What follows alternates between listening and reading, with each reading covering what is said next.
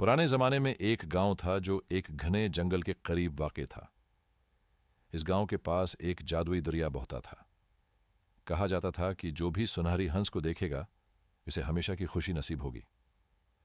मगर कई सालों से किसी ने उसे नहीं देखा था। एक शाम एक गरीब माही गैर रहीम दरिया पर गया। वो अपनी कठिन जिंदगी से तंग आ चुका था, मौजज़े की दुआ कर रहा था। अचानक पानी चमकने लगा और सुनहरी हंस नमूदार हुआ।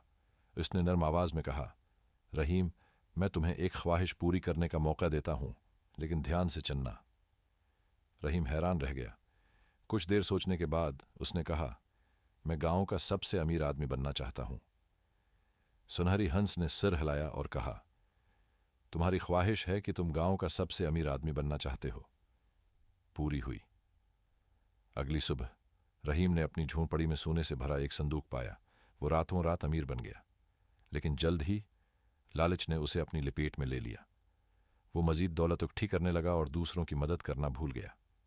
एक दिन रहीम दोबारा दरिया पर गया और सुनहरी हंस को बुलाया। जब वो जाहिर हुआ तो रहीम ने कहा, मुझे और ज्यादा दौलत चाहिए। हंस ने गहरी सांस ली और कहा, रहीम, तुम्हारा दिल साफ था, मगर अब लालच ने तुम्हें बदल दिया है। मैं तुम्हें एक आखिरी तहफा दूंगा, असल खुशी को समझने की अक्ल। अचानक रहीम का सोना पत्थरों में बदल गया।